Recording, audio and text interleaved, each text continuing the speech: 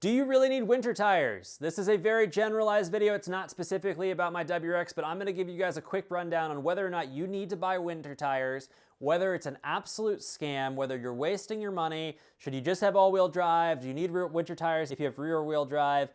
You know, are winter tires a real thing, or is it just big tire business trying to get your money from you? We're gonna talk about everything you need to know about tires, tire characteristics, rubber characteristics, winter tires, tread patterns.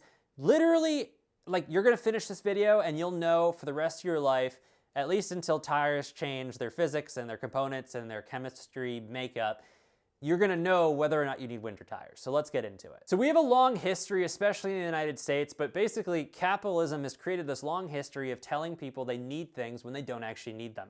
And in my humble engineering opinion, coming from a mechanical engineer that's been in the automotive world for the majority of my career, winter tires almost falls into that because we're told that we always need winter tires, and a lot of the times it's true, but many of the times it isn't. And I would actually hazard to say, likely, especially in the United States, the majority of people purchasing winter tires don't actually need them, and you're wasting your money on them, where you could be buying a different set of tires where you don't have to flip your wheels, you don't have to change your tires, you don't have to spend a bunch of extra money. Winter tires don't last as long, especially if you're not using them correctly. It's just something you don't have to spend your money on.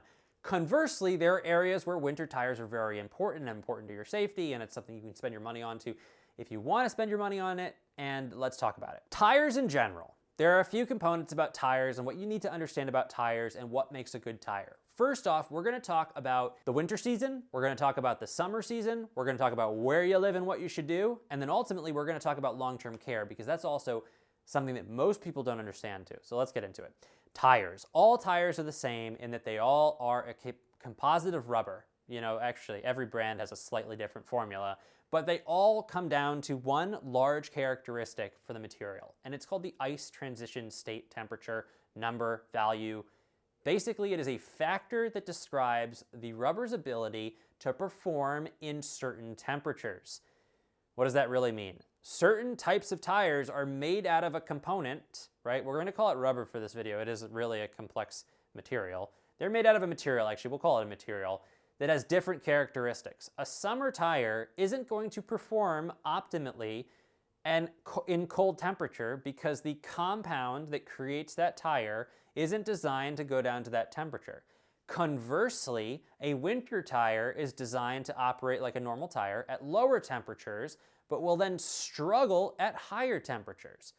It will become, you know, winter tires are easier to conceptualize. They become softer when it's super warm, and you actually lose more of the rubber, more of the material off your tire during every single revolution on a hot surface. On the other end of the spectrum, a summer tire is really, really rigid for the most part in very cold temperatures, which doesn't give it the same characteristics of grip on cold ground. So now that you understand that, that's a major difference between the two tires. To be honest, tires are getting so advanced in the material, when you actually look at the data, 20 years ago, there was a big difference. In today's day and age, we're talking from a noticeable performance standpoint, right? When you take tread away, there is about a 10% difference, give or take, between manufacturers, and this is something we can't normalize, and you can't make a normalized statement and no one will really talk about it, because each thing is done in an independent study, and it's very hard to source data from every single tire on the market.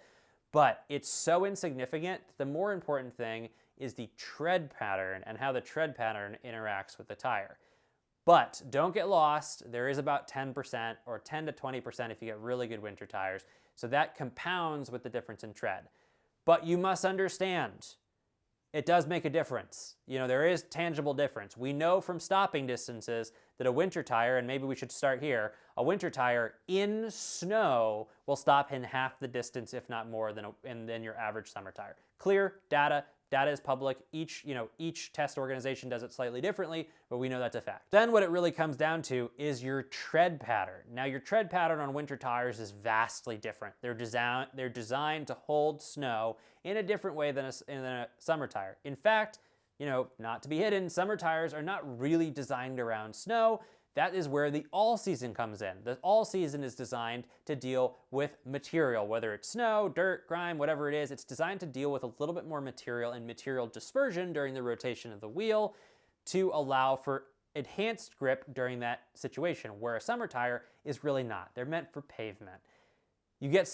Obviously have some tread on your summer tire to deal with liquids like water, but that's different than a material that would be a little bit more abrasive, something that would stick into the tire, or something that quite literally, like snow, would compact into the tire.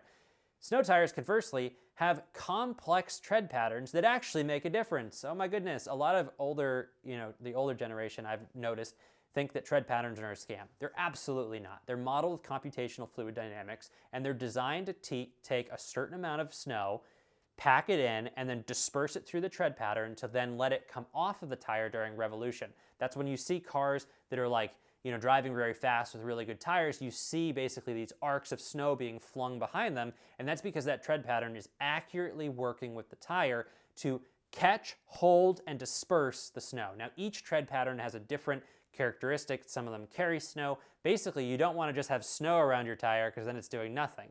So it has to manage that snow, and that's where your ice transition temperature comes in from the material itself. If the tire is designed correctly, that will also help it work together. Now, this is where the whole questioning comes in. The tricky part with snow tires is they are really designed to drive in snow.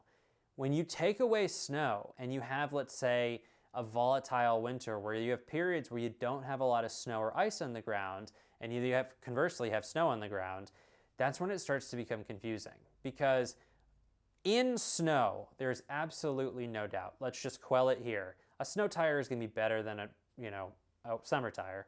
A snow tire will be better than an all-season. It's like, I think on average studies say between 30 and 50% better than an all-season, where it could be like 50 to 100% better than a summer tire in snow. The tricky part is, once you take it out of snow, how does it compare to the others? Not as good as all seasons, actually. They become very equal in other driving situations, and the second you get over 45 degrees, all of a sudden the snow tire is outside of its normal operating temperature. That's kind of like, that's the threshold. It's closer when you get to like that 50 mark. So if you have a volatile temperature wherever you live, having a snow tire and it getting 50 and you go driving on the highway with the snow tire is gonna wear it down so fast. The time that you'll have to repeat a purchase of that snow tire is gonna become very, very quick. Your interval of life, the lifespan interval will be very quick. So where am I getting? Because I don't want to tangent, I don't want to lose you in the video. Where we're at is, if you interact with lots of snow on a regular basis, get a snow tire. You don't have to have it. All seasons are pretty dang good, right? We're talking about stopping distance in snow. That's where the real benefit comes. Because if you're driving safely and you're not racing your car around turns, it all has to do with stopping distance in snow. You're gonna stop on average at I think it's like in the 40 to 60 feet is what the average different companies report for a snow tire, for a decent snow tire, where in all season is gonna be closer to the 60 to 80 feet. And I think a summer is in like the 130s, so there's a big difference. But how often are you slamming your brakes and triggering ABS? So buying a snow tire is very much protective. It's very much a safety thing. I absolutely recommend it. It's worth the money if you're driving in snow a lot. If you are in an area that doesn't often get snow, the first thing you gotta ask yourself is, if I get snow 2 or 3 times a year, can I just avoid the snow or drive extremely, extremely carefully with all seasons when that's happening? Ultimately, that's probably the best course, because the downside to snow tires is they're incredibly inefficient on pavement, especially if it gets anywhere near warm temperatures, and warm being like 50 or above.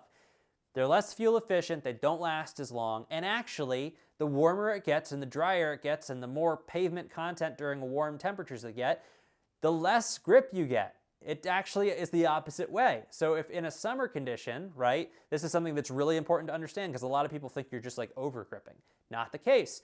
If you were in the summer and you have a snow tires on your car versus a set of summer tires, the summer tires are gonna have significantly better grip than the snow tires, because they're designed to drive in the summer. Different ice transition temperature, different characteristics on the road, they're just different. So this is why I wanted to make the video, because we are told you always have to have snow tires. More often than not, if you live in mild climates, all seasons are almost your best bet all the time. Unless you live in a warm climate, I would highly recommend looking at good summer tires. There's no reason that you need to flex unless you see yourself driving in the bands of temperature. Think about bands of temperature, because if it gets cold enough to snow, you're at the highest band or the lowest band of temperature, however you want to look at it, and that's going to reflect your decision making. But I live in Boston, where in the last 5 or 6 years, it hasn't snowed as much. So on my car right now, not running snow tires. Don't ever intend on doing it. I'm gonna run all seasons because the performance and safety around these weird temperature fluctuations we have where we have these 50-degree days, you know, I have a 50-degree day in the summer more often now than I have snow, which means I'm driving my car, especially when it gets that warm out, because I like putting the windows down and driving the car. It's actually safer for me to do that on all seasons than it is snow tires, because I'm gonna get better grip in those driving conditions. So it's a kind of a math equation for me. If safety is paramount, just understand that the snow tires are good when it's cold and snowy. The second that stops, if safety is in mind, you must switch back to your all seasons or your summers. So hopefully I talked and gave you a really good understanding about snow tires, whether or not you need them or not, a little bit of the science and kind of intent behind the engineering, and hopefully helped you make the decision on whether or not you need them, because again, they're expensive, and if not used correctly, they wear very fast. You'll have to buy new sets. Most winters in the United States, I'm speaking mostly in the United States, where areas that people get snow regularly, I think you get about 3 seasons on average with the average snow tire sold in the United States before you basically need to replace them because they've worn down to the point where they're actually less efficient than an all season. All seasons last a little bit longer because that wear that you're getting isn't really happening as much, where the winter tire, the snow tire, is getting more wear on those days that it's like not snowy or it's not very cold. So take that with whatever information you want. I've wanted to make this video for a while. I've just seen so much propaganda, especially online, about snow tire this, snow tire that. Every automotive creator is like, well, you gotta have your snow tires. I was watching somebody that was driving their WRX, or maybe it was an STI, and they lived in like North Carolina, and they were like, I have to switch to snow tires or I'm gonna be unsafe. And then they've got a video, it's like a 65-degree day of them like ripping around corners with their snow tires on, and I'm like, wow, that's actually pretty unsafe. The last thing that you should understand, and I don't want to be lost in here, is that front-wheel drive, rear-wheel drive, all-wheel drive, the safety concerns do exist there. So I'm running all seasons on my all-wheel drive car, which has significantly more grip than a front or rear-wheel drive car. Significantly. They're not even in the same playing field. Conversely, front-wheel drive performs a lot better than rear-wheel drive in snowy conditions. So again, you have to put yourself in the situation where even if you're considering the safety and the few times you might interact with snow, unless you interact with snow a lot, you might have to run snow tires for a safety perspective. And never mix your tires.